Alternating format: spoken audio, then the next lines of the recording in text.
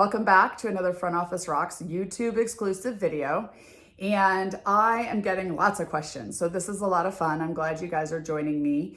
And there's one question that it's the foundation of Front Office Rocks that I get asked a lot about. And I can't go into it in depth because I have probably over an hour and a half worth of videos about this topic on my website, and I can't get into it that deep here at YouTube on a free video, but I can address it a little bit, which is the new patient phone call.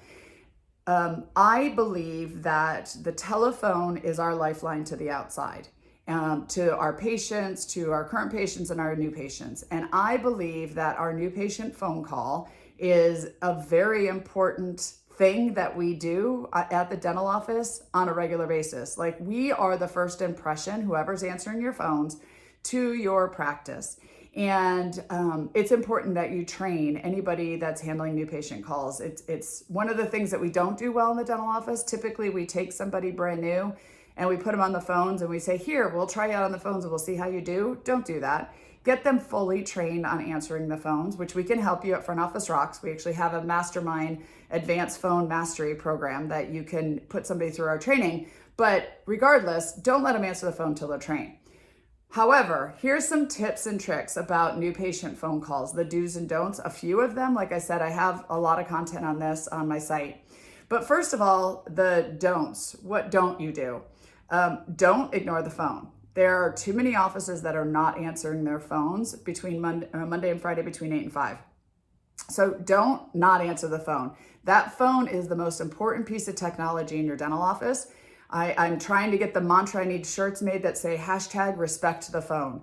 We need to understand that that phone is our lifeline and it is not a nuisance. It needs to be answered. And I know you're busy. I know there's things going on in the practice, but answer the darn phone. Secondly, don't put newbies on the phone, and especially over lunch. The highest call volume that you're going to have, especially for new patients, is going to be over lunch. So make sure that your best people are answering the phones over lunch, okay? Next, don't put somebody who's not trained on the phone. Don't put somebody who's not good at the phones on the phones. Many times we have somebody just answer the phone, like backing up somebody or somebody, a dental assistant or hygienist. And I'm not saying they can't be great at answering phones, but make sure it's somebody who likes answering phones, because you don't get a second chance to make a new first impression. So if I answer the phone like I'm annoyed or I'm nervous or I don't like answering the phones, that's going to come across to the patient, okay? Let's go to the do's. Do answer your phone with a smile.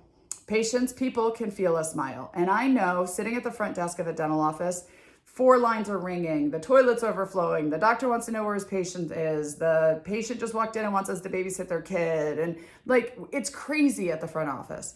But make sure that you're smiling when you're answering the phone, even if you're thinking, oh my gosh, if one more line rings, I'm gonna strangle somebody, right? You still need to answer with a smile, because that person on the other end of the phone needs to feel that you care, that you're important to them and they're not a nuisance.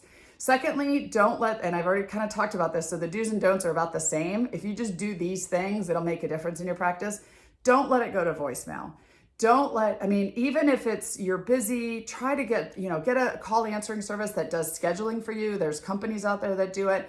Get your whole team trained to be backups. But when a patient calls your office, and especially if they get that voicemail that says, if you've reached our office during business hours and we didn't answer the phone, we must be helping another patient. All you're doing is telling that patient that they're not important to you.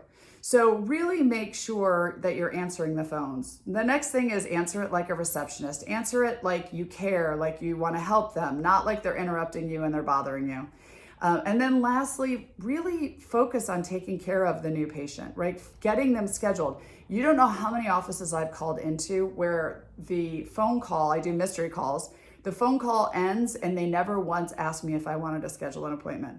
Understand what your intention is when you answer the phone, and that's to schedule that patient.